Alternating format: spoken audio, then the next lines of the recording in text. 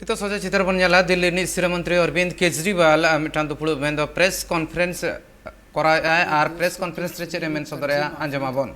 एक भी देश, इनमें से एक भी देश अपने दोस्तों के टैक्स माफ नहीं करता, लाखों करोड़ों रुपए के। कई देश ऐसे हैं इस दुनिया में, कई देश ऐसे हैं जो अपने लोगों को फ्री में पानी देते हैं। कई देश हैं, आयरलैंड है, साउथ अफ्रीका है, लेकिन इनमें से कोई भी देश अपने दोस्तों के फ्री में कर्जे माफ नहीं करता। कई देश ऐसे हैं जो अपने 9 देश ऐसे हैं दुनिया के अंदर, 9 से भी ज्यादा होंगे, मैं तो 9 जानता हूं, 9 देश ऐसे हैं जो अपने सारे लोगों को स्वास्थ्य सुविधाएं फ्री देते हैं, फ्री हेल्थ, सबका इलाज मुफ्त करते हैं। Canada, Brazil, Denmark, Norway, Spain, UK, Italy, Cuba, Bahrain.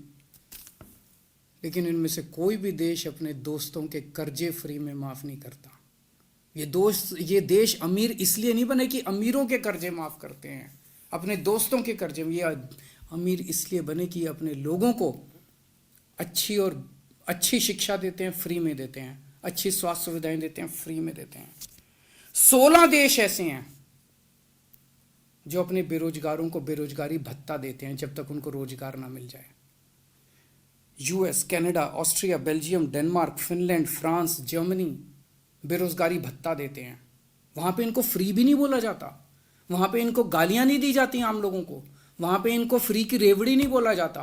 इनमें से किसी भी देश के अंदर अपने दोस्तों के कर्जे फ्री में माफ नहीं किए जाते।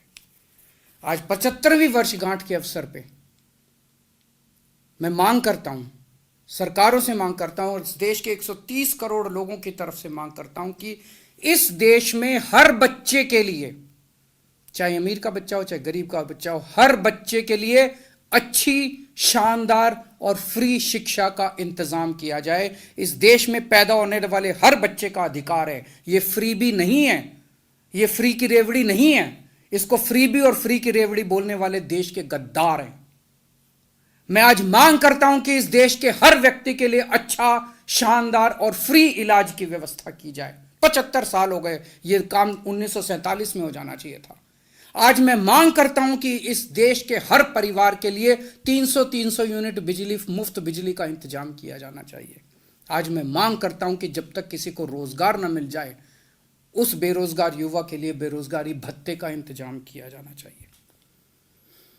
और आज मैं मांग करता हूं कि जिन लोगों ने 10 लाख करोड़ रुपए के अपने दोस्तों के कर्जे माफ किए, कानून लाया जाए, इसको देश के साथ गद्दारी घोषित किया जाए।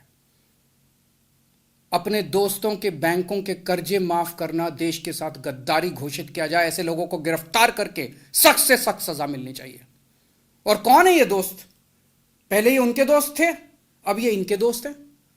लोग वही हैं, पहले वो इनके कर्जे माफ करते थे, अब ये इनके कर्जे माफ करते हैं। क्या याराना है? इसकी जांच होनी चाहिए कि जिन जिन लोगों के कर्जे माफ किए, उन लोगों ने इनकी पार्टी को कितना कितना चंदा दिया है। सख्त एक्शन लिया जाना चाहिए इसके ऊपर।